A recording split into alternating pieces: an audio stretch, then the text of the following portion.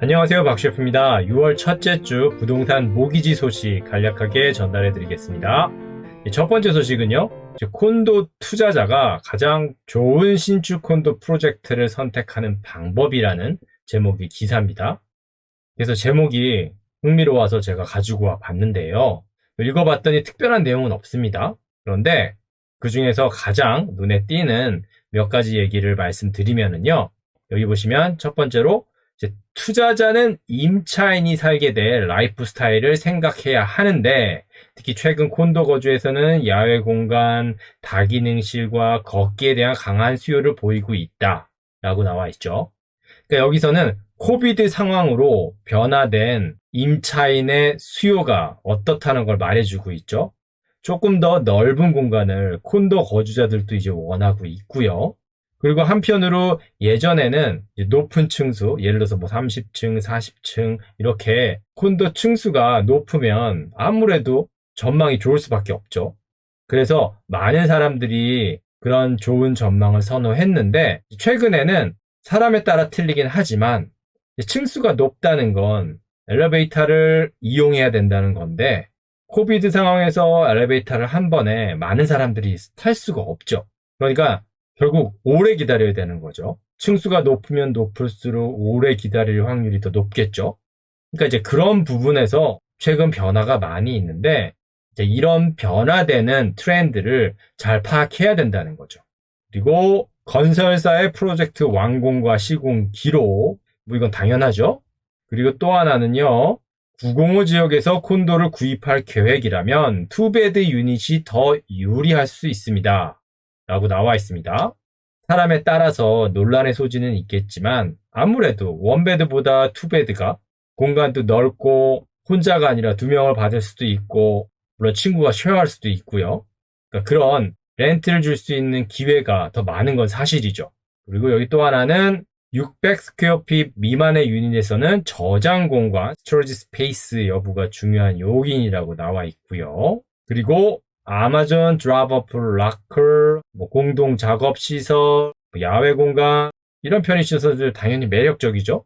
그런데 대부분의 분들이 아시다시피 이런 편의시설은 많으면 많을수록 결국 메인테넌스 피에 영향을 줄 수밖에 없어요. 그래서 간혹 가다 보면 콘도 프로젝트인데 기형학적인 외관을 가지고 있다든지, 일반적인 콘도에서 가지고 있지 않은 부대시설을 가지고 있다든지, 이런 특징들을 홍보하면서 해당 콘도 프로젝트가 특별하다는 걸 강조하는 경우가 많거든요. 물론 그런 퍼실리티들이 보다 나은 거주 공간의 질을 제공하는 것은 사실이지만, 투자자의 입장에서는 본인의 유닛에서 가장 큰 비용을 차지하는 관리비 부분을 꼭 고려해야 한다는 거죠. 그리고 이 기사와 관련해서 토론토와 밴쿠버에서 콘도 구매자들이 선호하는 바가 다르다는 얘기를 하고 있거든요. 그래서 해당 기사에서 요점이 되는 부분만 가지고 와 보면은요, 해당 유닛 안에 있었으면 하는 게 Dan, Flex Space, Smart Technology, Media, Desk, New 적혀 있잖아요. 그러니까 스마트 테크놀로지 빼고는 결국은 공간이 더 필요하다는 거죠. 보다 넓은 공간을 원하는 거죠. 토론토에서는요. 밴쿠버에서는 클라이밋 컨트롤, 건강과 관련해서 공기나 물을 정화하는 장치를 선호한다고 나와 있죠.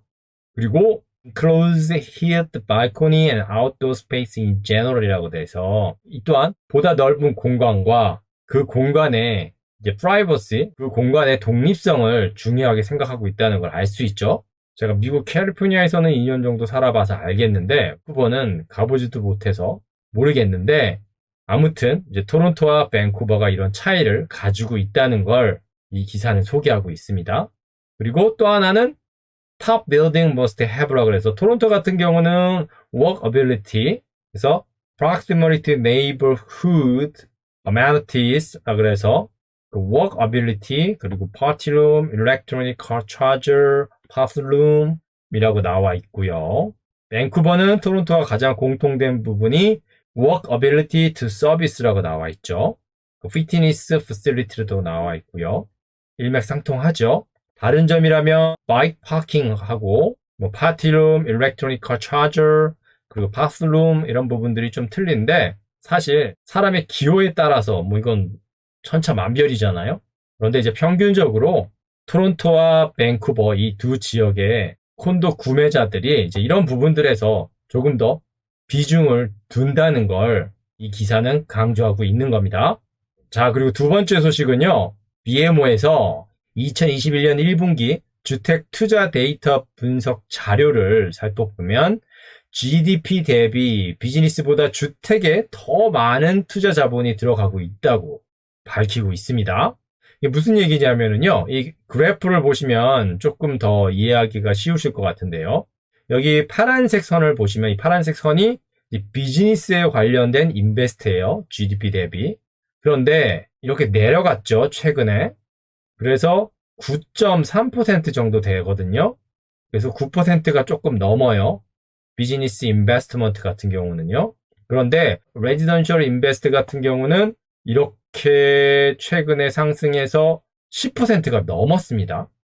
그러니까 이게 무슨 얘기냐 하면, 그러니까 사람들이 투자를 하는 건 수익을 내기 위해서 투자를 하잖아요. 그런데 비즈니스보다 그러니까 주택에 대해서 투자하는 게 수익률이 더 높으니까 사람들이 비즈니스보다 주택에 더 투자를 많이 한다는 거죠. 그러니까 집을 더 많이 산다는 거죠. 집을 사고 파는데 더 많은 투자가 이루어지고 있다는 거죠.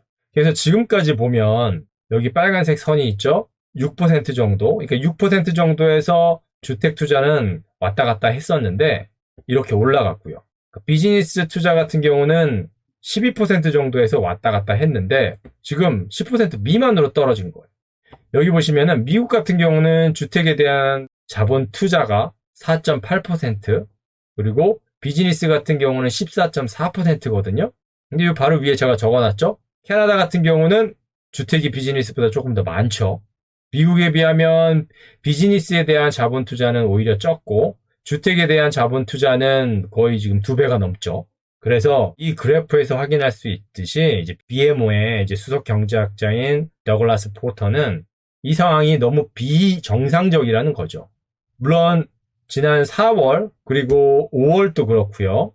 이제 최근에 주택 거래량이 감소하고 있고 락다운이 풀리고 경제가 리오픈되면서 비즈니스도 활성화가 되는 분위기죠. 그러면서 이 역전된 상황이 나아지긴 하겠지만 여태까지 발생하지 않은 이런 교차점이 보인다는 건 굉장히 특이하다는 걸 강조하고 있는 기사입니다. 자, 그리고 또 하나는 트루도 총리가 이제 높은 주택 비용을 낮출 것을 약속했다는 기사예요. 사실 이 기사를 보고 무슨 소리지 하고 제가 놀라서 봤거든요. 그 약속이라는 게 지켜야 되는 거잖아요. 그렇죠? 그것도 일반 사람도 아니고 한 나라의 총리가 한 약속인데 높은 주택 비용을 낮출 것을 약속했다 그래서 제가 너무 궁금했던 겁니다. 높은 주택 비용을 어떻게 낮추겠다는 거지? 이런 생각이 든 거죠. 그래서 봤는데 별 얘기는 없습니다. 별 얘기는 없고 여태까지 주택 비용을 낮추기 위해서 노력했다는 얘기하고 결국 방법은 더 많은 대화를 하겠다는 얘기예요. 그래서 실망스러운 뉴스인데 뭐 이런 소식도 있었다는 걸 알려드리고 싶어서 잠깐 소개시켜 드립니다. 자, 그리고 토론토 주택 가격은 판매 부진에도 불구하고 1.1 밀리언 달러로 사상 최고치를 기록했다라는 기사거든요. 이제 이 소식은 지난주에 토론토 부동산 협회에서 발표한 5월 부동산 통계 현황 자료를 간략하게 정리해드리면서 다시 한번 짚고 넘어가겠습니다. 그리고 또 하나는요. 온타리오 주택보험은 지난 10년간 64% 상승했다고 해요. 그래서 예를 들면 알버타 같은 경우는 10년 동안 매달 100불이었던 게 240불로 2.4배 증가했고요. 온타리오 같은 경우는 매달 100불이었던 가격이 163불까지 상승했습니다. 그리고 이 기사에서 보면 이와 같이 주택 보험료가 상승하고 있는 가장 큰 원인으로 기후 변화를 강조하고 있습니다. 그래서 이 기후 변화로 캐나다 주택 소유자들은 이미 직접적인 재정적 영향을 받기 시작했다는 거예요. 그래서 여기에 이미지에 보시면은 2096년과 2019년을 비교해 보면은 주택 보험에 관련해서 클레임한 비율이 213% 증가했어요. 그리고 여기 빨간색 막대. 2013년에는 홍수와 같은 재해가 많았고요. 2016년에는 와일드파이어가 많았죠. 그러니까 산불 같은 게 많았죠.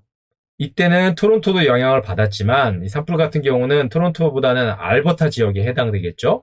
그래서 알버타 지역이 아까 전에 보면 10년 동안 매달 100불에서 240불로 올랐다고 나와 있잖아요. 그러니까 그만큼 많이 상승한 거죠.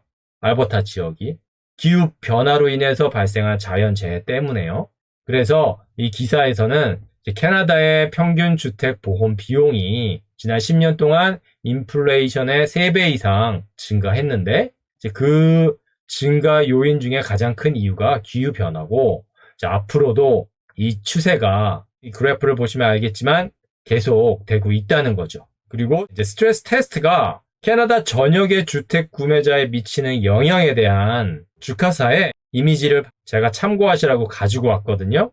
여기 보시면 인컴이 예를 들어서 이제 광역 토론토 같은 경우에 19만 9천 불이었던 사람이 모기지 금액이 109만 2,777불 모기지 자격 조건이 됐었는데 이 퀄리피케이션 비율이 4.79에서 5.2로 올라가면서 같은 모기지 금액을 빌리기 위해서 20만 7천 불의 소득이 필요하게 됐다는 거예요.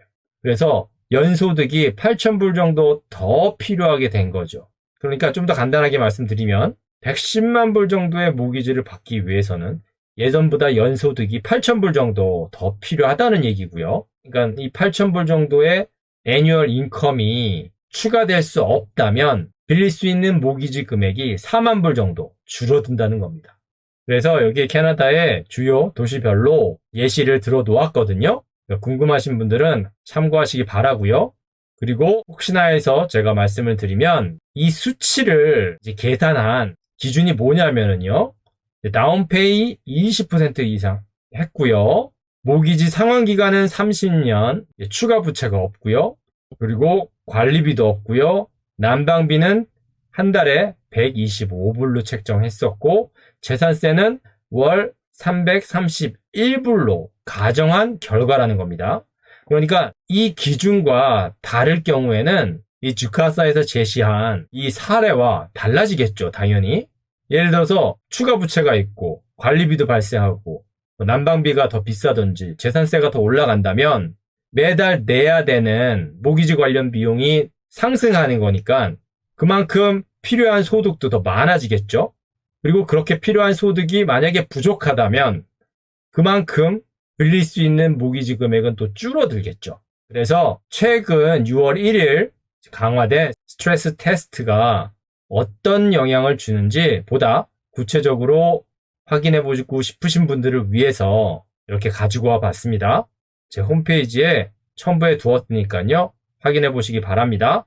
네, 오늘은 지난 6월 4일 토론토 부동산협회에서 발표한 5월 부동산 거래 현황에 대해서도 간략하게나마 정리해 드려야 해서 이까지만 하겠습니다. 네, 지금까지 영상이 도움이 되셨다면 좋아요, 구독, 알람 버튼 부탁드립니다. 지금까지 박 셰프였습니다. 감사합니다.